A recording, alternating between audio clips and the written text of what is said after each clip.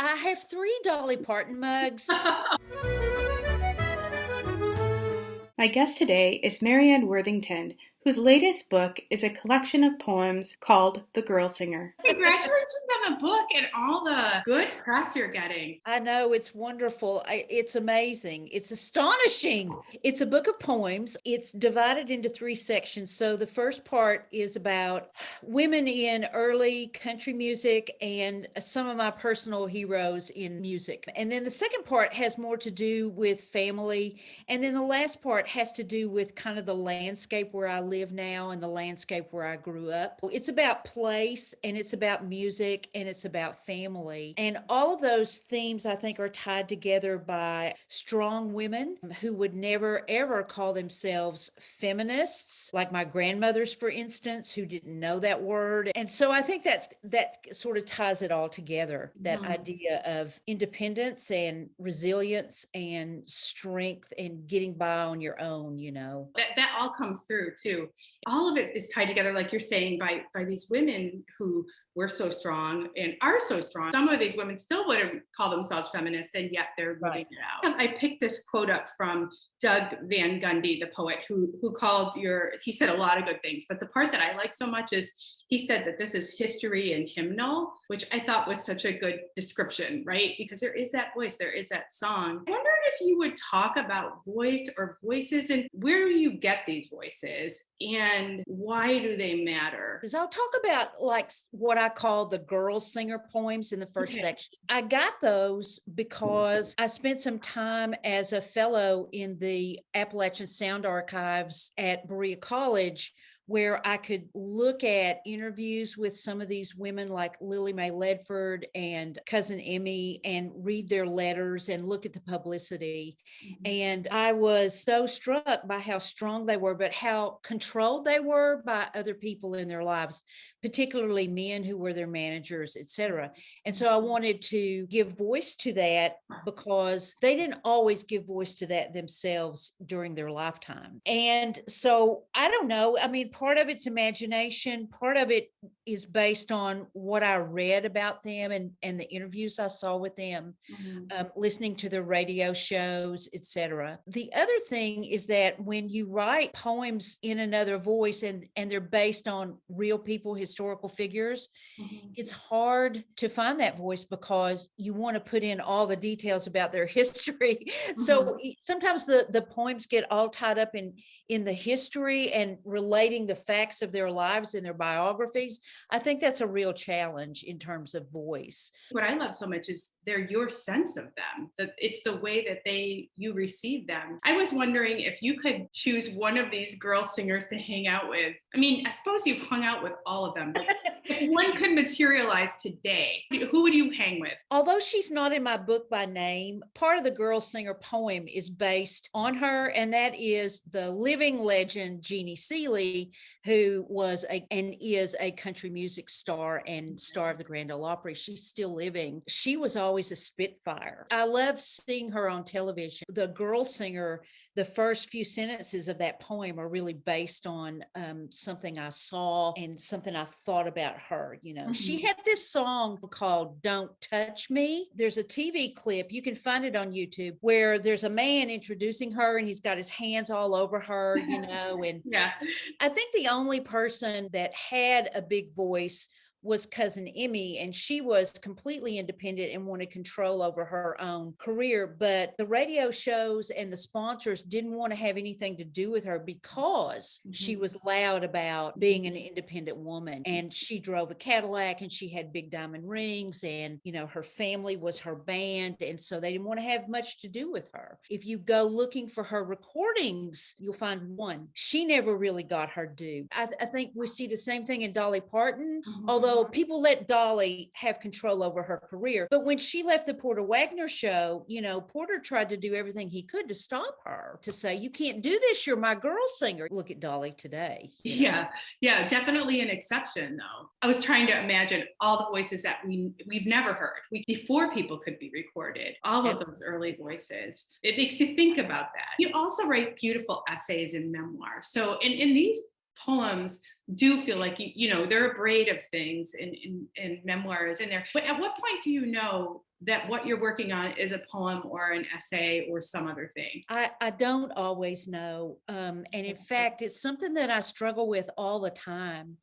I have found a particular form that was invented by another poet. It's called a burning haibun, and a haibun is there's a block of prose, and then you make a haiku at the end. So it's prose and poetry. I'm really fascinated by that, and I'm working on that as a way to not have to choose whether it's prose or poetry. But I love to read essays and even fiction by writers who write like poets. There's strong imagery, there's metaphor, there's point of view and voice that are really sharp and focused. So, the same techniques that we use for any kind of writing, I think, apply across the genres. I'll read the title poem, The Girl Singer, first. And this is based on a composite of characters. I'm sort of obsessed with old murder ballads. And so this poem uses a lot of the lyrics from murder ballads. So, if you know your murder ballads, you might hear some lyrics. The Girl Singer. How hard it was to hold my body against defeat and come to be known as just a girl singer by those men who said, "We're doing you a big favor, honey." Once I sang the lonely songs I loved.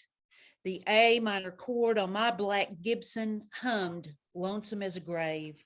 I strummed right through their promises, crying, oh, the dreadful wind and the rain.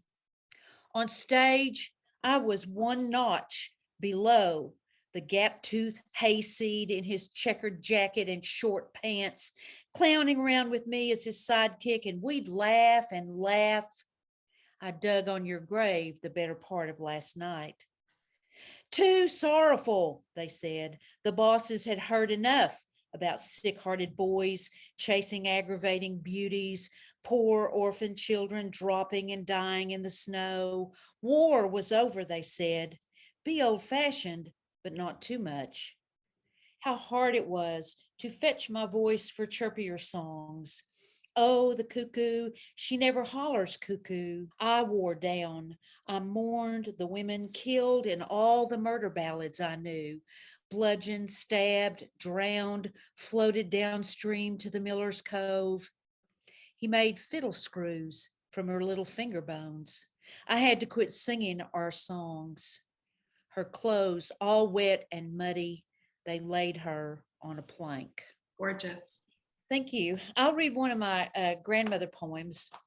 This is my paternal grandmother, a story that she often told, and I love to hear her talk. Vocal school. My grandmother never shuts up, even though her declarations are lost to the ether so long ago. She had a hitch and quaver in her chatter like a flickering light. Once, in my father's last confusions, he tried to tell me a story about a cousin who had done something funny but couldn't remember the punchline. He gave up, his voice a tremble. I can't recall, he said.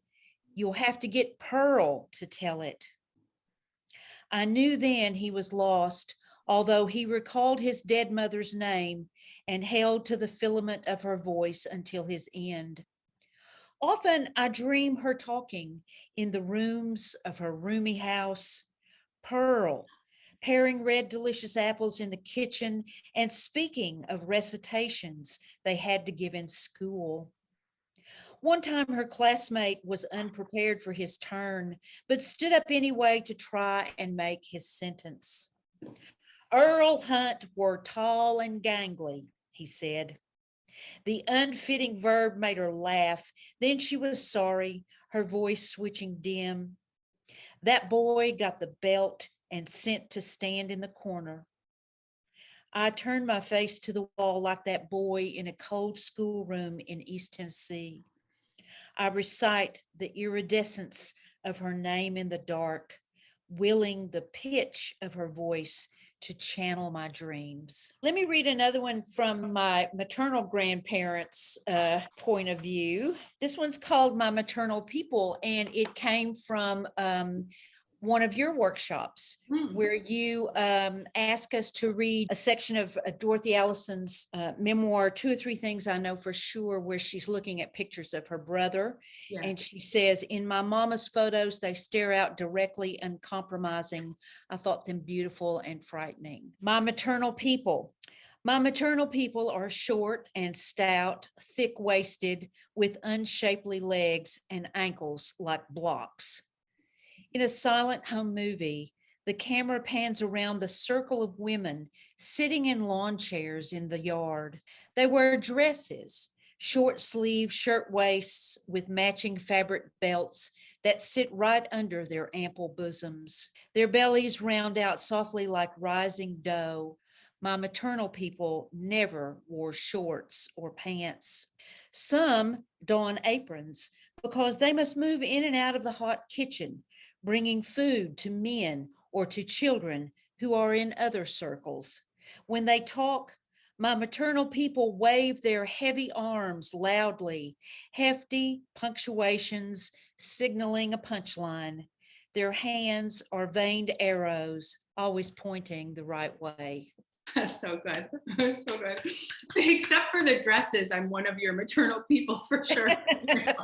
The solid, you describe them so well. I wrote down just there's so many great lines. People listening will hear that, but the filament of her voice, that feels right to these pieces. And what makes me enter your work is that you are a camera. You give us all of these images and sounds, but you do so with nostalgia and tenderness, but also with a really level eye. You're a truth teller, but beautiful truth teller. So thank you for reading those. What kind of prompt are you going to give anybody who watches this? Since we're talking about voice, I would give a prompt related to voice. And I'm probably 100% absolutely sure that I stole this from someone somewhere. But it really broke home for me after I read Destiny Birdsong's collection of poems called Negotiations. Mm-hmm. So the prompt is this: you write a poem, or of course it doesn't have to be a poem, but you write as a witness. In other words, you are recounting a story or an event of something that's happened to somebody else, and you're the witness. So the idea is to bring someone else's experience to life, to voice it, to illuminate it, to show meaning through incident or story. I'll just give you the first little line from Destiny Birdsong's poem that's titled, "And Though the Odds Say Improbable." The black ladies in their printed dresses float into the deli, tipping across the coat of grease on the floor. And then the poem just blooms, where we get the lives and the dialogue and of these women who have come into this deli to eat. The poet is observing them from a distance, but she gives them this whole history. It's a beautiful, beautiful poem. That's a prompt that you could try. That's what I was trying to say. I said truth teller, and that's fine, but it's witness. And it's coming full circle for me, because I was thinking earlier when you were talking about people whose voices were recorded or not, and what remains, and who you can find and who we even know about. What you're doing is you're witnessing, preserving, and sharing voices through the written word. So it's not like going to YouTube. It's a different way of getting these people and places. So that's a perfect prompt. And I love so much that idea of witness. This is just a diner mug that I bought. Well, my father bought it. He wanted diner mugs. Mm-hmm. And there used to be this pottery store close to where I live. And once when he was visiting, we went and got a couple of them. Mm-hmm. He used them. This is 20 years ago. He used them daily. And after he died, I took them. So they were I love that. I love that. All right. We're going to clink. It never works. You got to clink to the center. I'm going to clink out here because Zoom reverses us. So we're doing this. I loved hearing you read. Thank you. If you like what you heard, check out the links below to order a copy of Marianne's book and to learn more about her writing. I look forward to seeing you next time at the Memoir Cafe.